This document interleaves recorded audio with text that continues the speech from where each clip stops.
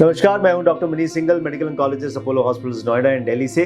आज का टॉपिक है the dark side of chemotherapy exposed 90% failure rate. अक्सर इस तरह के वीडियोस आपके सामने जरूर आते होंगे और जिसमें ये लिखा जाता है कि कीमोथेरेपी की डार्क साइड एक्सपोज हो गई है और कीमोथेरेपी से एक्चुअली ज़्यादा मौतें होती हैं बजाय इसके कि वो बीमारी से हो। ये सारा इंटरनेट प्रोपेगेंडा है, ऐसा कुछ भी नहीं है। अगर हम सुपरफिशियली इस तरह की वीडियोस को देखें तो उसमें समझ में आएगा कि ये वीडियोस में जो बंदा बोल रहा है या जो इंसान वहाँ पे बोल रहा है या उसका नाम जो लिखा गया है वो नाम अगर इंटरनेट पे फर्दर हम एक्सपोज करने की कोशिश करें या उसको फर्दर देखने की कोशिश करें तो वो बंदे की शक्ल बिल्कुल अलग है। अगर उसके इंस्टीट्यूट में जाकर उसको सर्च करने की कोशिश करें तो वो बिल्कुल शक्ल अलग होगी, वो आदमी वो है ही नहीं। ये सारा प्रोपेगेंडा इंटरनेट पर चलता है बिकॉज ये इसको हम कहते हैं क्लिक बेट। क्लिक बेट का मतलब होता है कि अगर आप क्लिक करेंगे तो दूसरे आदमी के कुछ कंट्रोवर्शियल बात बोलने की वजह से उसके कुछ पैसे बनेंगे।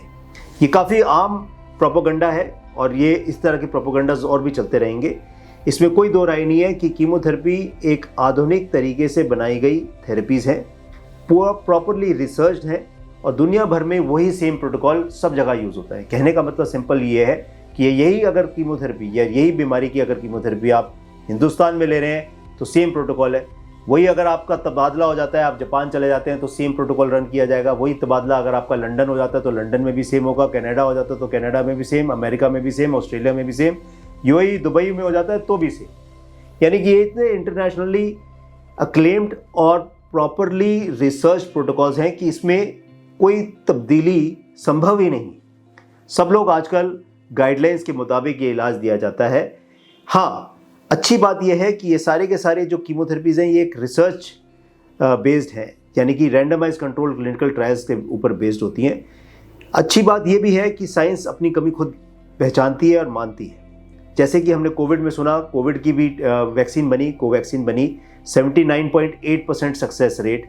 वो सक्सेस रेट का मतलब क्या है ये भी समझाया गया और 79.8% यानी कि बिल्कुल पॉइंट तक भी प्रिसाइज तरीके से बताया जाता है। वैसे ही कीमोथेरेपी से 100% सक्सेस रेट नहीं है। 30-40% किसी बीमारी में, किसी में 60%, किसी में 80%, अलग अलग बीमारियों में अलग अलग सक्सेस रेट है। साइंस कभी नहीं कहती कि हमारे पास 100% उपचार है किसी चीज़ का।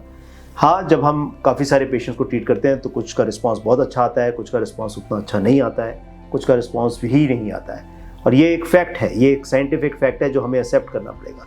बिल्कुल उसी तरीके से जैसे एक ही क्लास में एक ही टीचर एक ही एबिलिटी सेक्शन में एक ही जैसे बच्चों को पढ़ाती है, लेकिन सबका आईआईटी में या ऑल इंडिया पीएमटी में या प्री मेडिकल टेस्ट में सिलेक्शन नहीं होता, लेकिन सबको एक जैसा कोर्स पढ़ाया गया, एक जैसी किताब से पढ़ाया गया।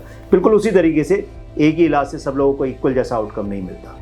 So the dark side of chemotherapy exposed 90% failure rate is a myth and is only a internet propaganda.